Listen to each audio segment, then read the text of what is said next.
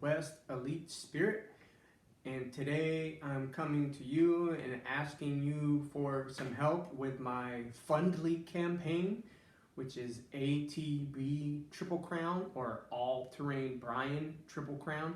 You can find that tag on Instagram, and what I'm asking for is help to get to the Triple Crown of 200s, and through the Triple Crown of 200s I am raising money for scholarships for martial arts. And we currently have one martial arts school on board, that's BJJ of Olympia, kickboxing and MMA. They have students who need help staying in class and can also use help entering in competitions. And that's what the scholarships that I'm working for are toward. Kids who have been involved for a year or more, who need help staying involved and who need help entering into competitions. The Triple Crown is 3 foot races that are 200-mile plus. We have the Tahoe 200, which is 200 miles around Lake Tahoe, California. We have the Moab 240, which is 240 miles around Moab, Utah. And we have the Bigfoot 200, which is 200 miles and near my home here in Washington State around Mount St. Helens. Our goal currently is 20,000 by the time Bigfoot rolls around in August.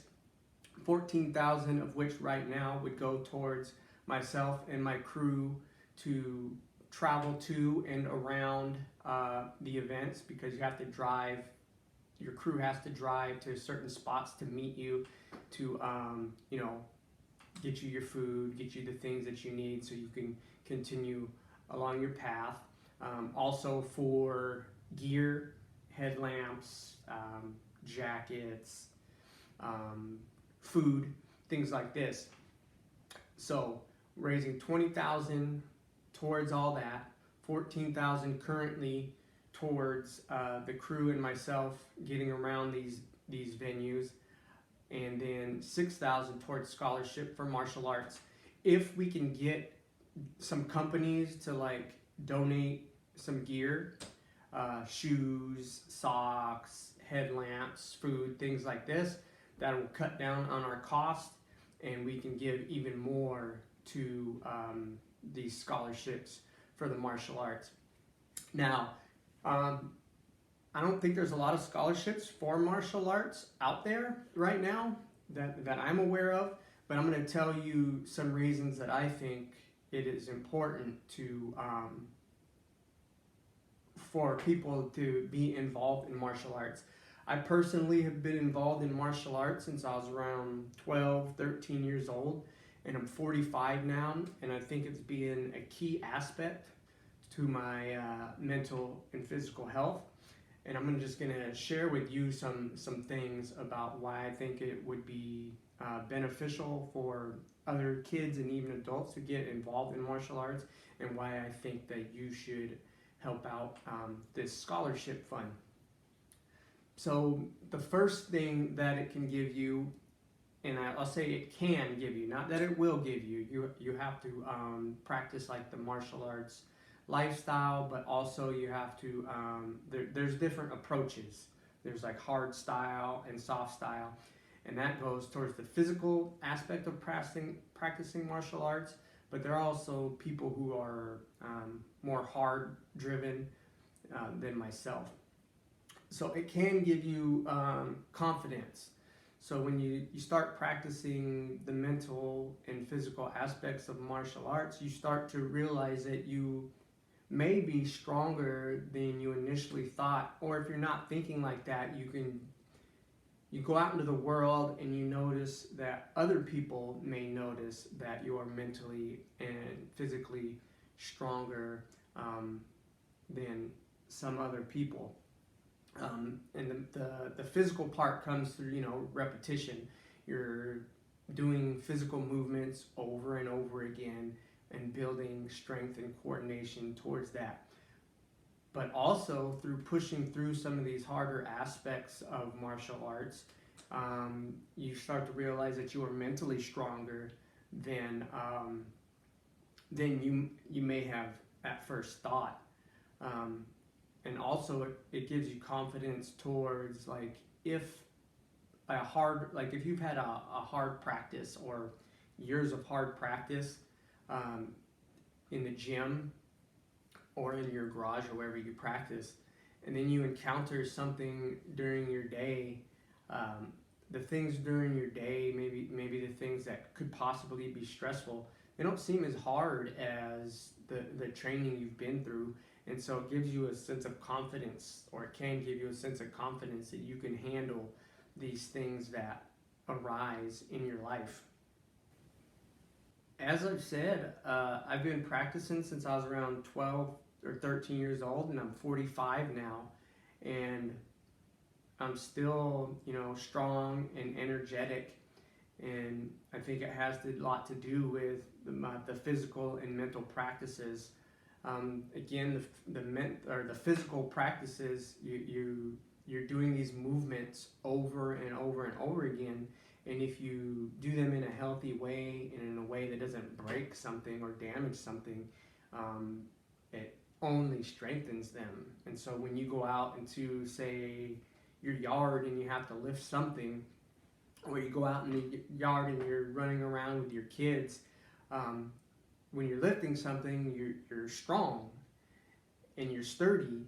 Or when you're running around with the kids, you're nimble and you're able to, have energy to play with your kids. And so it gives you a sense of physical strength. And again, if you run into some mental obstacles or some mental barriers, and you've been practicing martial arts, meditation, things like this, or focus exercises, it gives you confidence that you can focus or you can relax and you can make it through something that could normally seem stressful.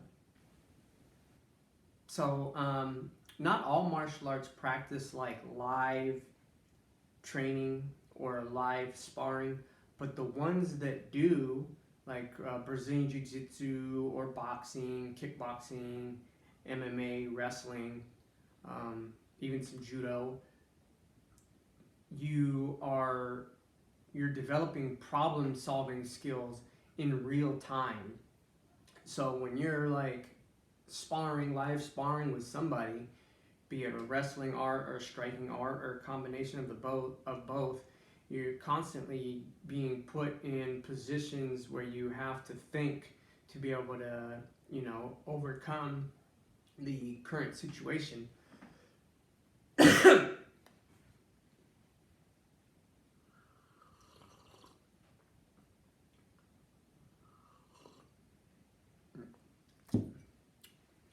You're constantly being put in these positions where you have to overcome the current situation. And different people have different styles. So you may spar with one person and they have a totally different style that you have to figure out, not only for your offense, but for defending their game. But then you move on to another person and they may have a totally different style.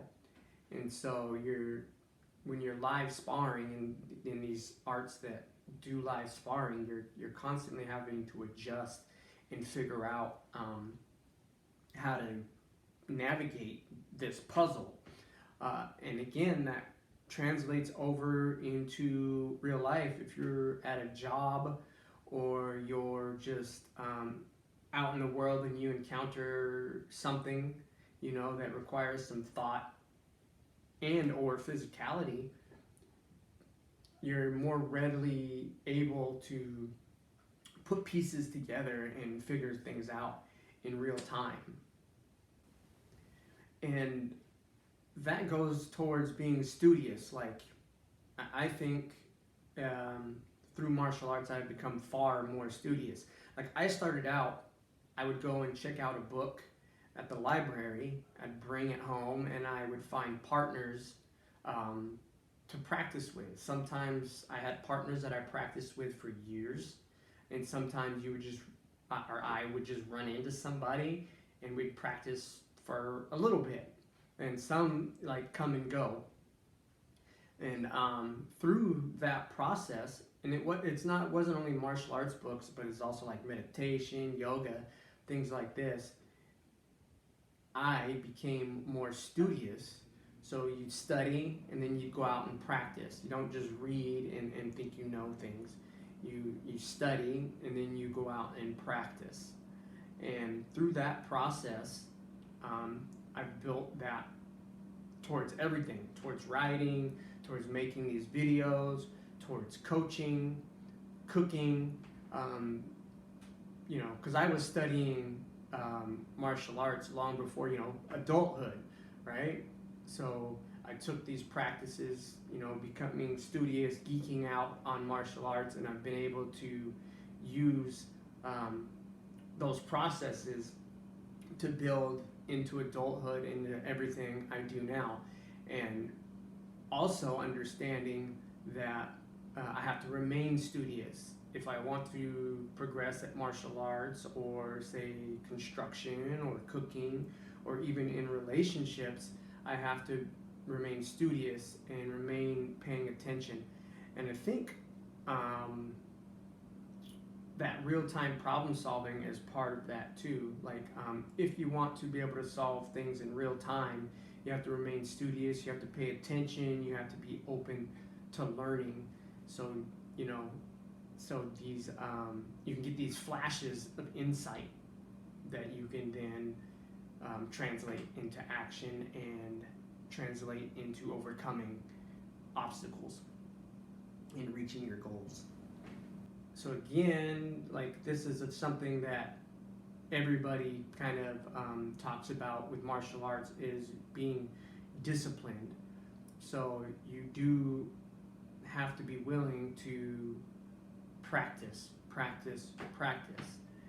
And sometimes it's like the same movement over, or it almost always is the same movement over and over and over again. And the discipline results in, you stick to it, even if you get it wrong, even if you think you got it right, but it's not working, you stick to it until you overcome the obstacle, or until you build that physical or mental strength that can translate into everything else. And so that that discipline, again, it translates into your work, it translates into your relationships, it translates into everything, where you take a practice and you keep practicing and you keep practicing and you keep practicing and you get better and better. I'm not going to say like you get perfect, because if you think you're perfect, you may stop. And so you keep that student mind, you keep that studious discipline, and you keep practicing and practicing and practicing and getting better and better.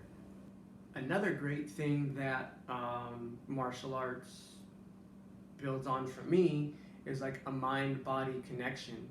So if I'm, say again, live sparring with somebody and they are throwing certain combinations, I have to be able to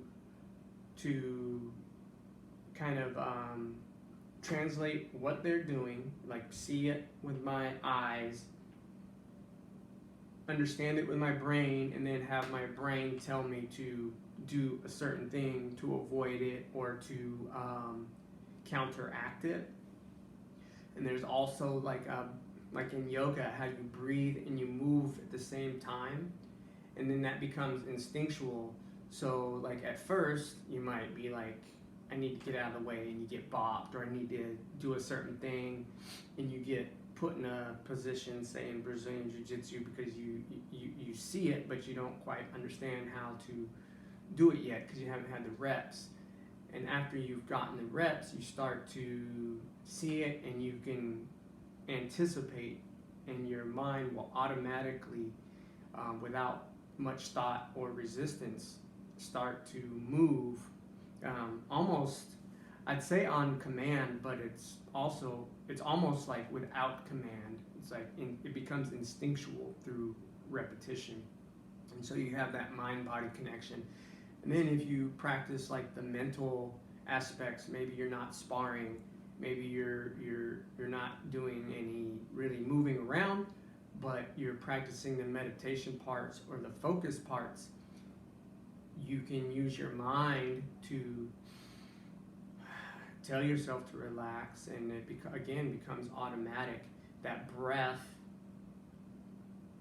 automatically relaxes the mind, and so you do start to build a mind-body connection.